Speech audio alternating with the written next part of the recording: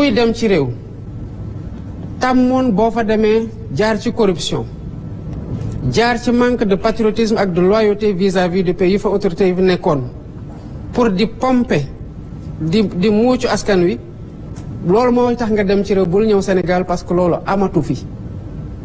mu des nag li mën a rebuter ay investisseur mooy corruption man de xanaa lu ma xamul moo tax je fais voter une loi pour la protection des lanceurs d'alerte parce que foog sénégalais yi xam ne dërëm bu dugg ci gafak ak réew mi ñun ñëpp a ko bokk ak ku ko mënti dugal ci biir gafak réew mi et que ku nekk sentinelle pour la bonne gouvernance ba pare état cey sa kaaraange corruption bi ñun ñëpp a ci war a dugal suñu loxo xeex ko parce que benn réew mënul développer dans un contexte de corruption endémique te bëri na Sénégal waaye lu ma ci xam bu dee ku ñu war a relever la ci saasi nañu la relever te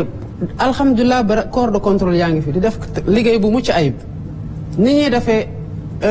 audit ci contrat yi ci période yu weesu plutôt ci structure yi rapport yi fii Cour des comptes saa yu fa defatee rapport comme ni ngeen ko gisee ñëpp a ci teg seen bët OFNAC bu defee ñëpp dinañ ci teg seen bët beneen corps de contrôle bu defee tamit ñëpp dinañ ci teg seen bët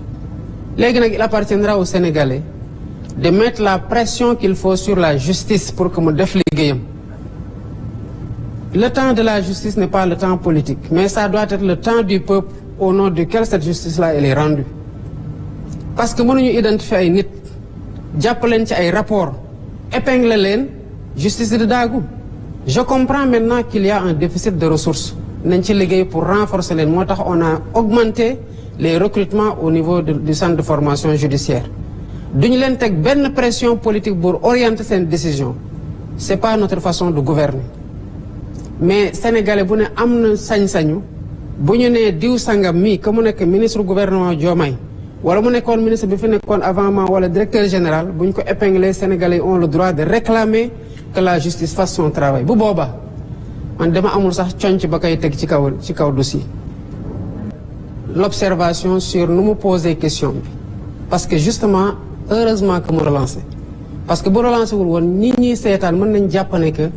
ni mbir yi di demee nii ñu ngi dem songi ji Macky Sall parce que loolu la wax naka la mbir yi di demee mbir yi demeewul nen nit ñuy demee ci pour yow di ko demee pour beneen ministre wala beneen DG noonu lañ koy demee pour man di ko demee pour keneen ki fi nekkoon ak ñiy waaj a ñëw bu dee yoon a ngi def liggéeyam ci réew mi man xooluma ku fi defoon ku fi deful nu mu ma jegee nu mu ma jegewul man nu ma koy rappeler tout le temps man rek a waat ci biir Sénégal yëpp ne damay respecté yoon te pourtant dañuy wax nul n'est censé ignorer la loi ñëpp war a xam yoon tënku ci waaye yow waatoo ne da ngay respecté yoon man maa ko waat su ma ci yemoon sax man dinaa mën a gérer sama bopp xëy na xanaa ma tarxiis mais dama waataale ne dinaa fexe ba ñeneen ñi tamit respecté yoon gis nga ci respecté yoon boobu dafa am ñu gérer pendant 12 ans assumer ay responsabilités war a rendre compte d'accord ma ci réew moo xam ne bu ñu jàppee un opérateur privé ci lu mu warul woon def ñu jël ko tëj ko bu dee homme politique bi la ñu naan c'est un règlement de compte politique alors que homme politique yooyu ils ont fauté wala ils sont présumés après avoir fauté yoon rek mooy wax gannaaw bu rapport amee parce que même rapport doyul rapport ay présomption rek lay do teg mais la personne reste présumée innocente ba yoon def liggéey lan mooy wane ne tey dans l'environnement actuel que ñu ngi dem song ji X wala Y amul. Par contre dañu am responsabilité morale ak historique ci dëkk bi nga xamante ne sénégalais yi gannaaw yàlla teg nañ ko suñu loxo muy lan lépp li fi xewoon ci yorin ak ci jëfin bu amee lu lëndëm dañ ciy teg torche ba mu leer sénégalais yi xam lan la d'abord liñ ciy doxalee yoon doxal lu mu war a doxal loolu protéger ma ci sama bopp lenn rek ay protéger nit ci réew mu sérieux mooy jub di jubal mais ku dëng nit mënu la protéger parce que tôt ou tard bu poussé dina la rattraper. ku jubalul tamit tôt ou tard nañ xam ne sa ndëngate fan la nekk te dañ ko na la teguwaat. s'il y a des choses yoo xamante ne ça a été fait et ça a été fait am na lu am c'est pas le lieu de dire que lii am na lii am na lii am na mais même ma xam na am na doyul je vais dire faites les enquêtes.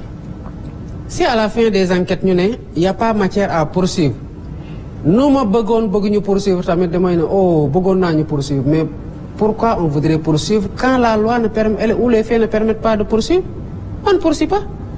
c'est aussi simple que ça c'est pas man maay bëgg ñu poursuivre nit pour ñu poursuivre ko du man maay bañ tamit ñu poursuivre nit pour ñu bañ ko poursuivre loolu amul kenn kuñ ciy singali du ancien président Macky Sall pour qui on a beaucoup de respect malgré tout ce qui s'est passé mais on s'est fait des accolades le cœur vide me concernant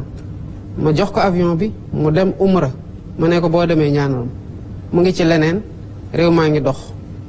donte nag xam naa ne am na muy def ci suuf mais toppewu ma ko je sais qu'il fait des choses je vois mais toppewu ma ko mais bu ko dara toppee ëllëg nag loolu du man digganteem la ak yoon la mais je ne me fais pas de fixette sur lui man li ma soxal mooy la mission bi ma Sénégalais yi jox yàkkamti ma ci lool te ma xam nu mu toll weesu lool ci jafe-jafe ak ay défis à relever ak espoir yi ñu nekk samay wagg loolu laa gérer pas X pas Y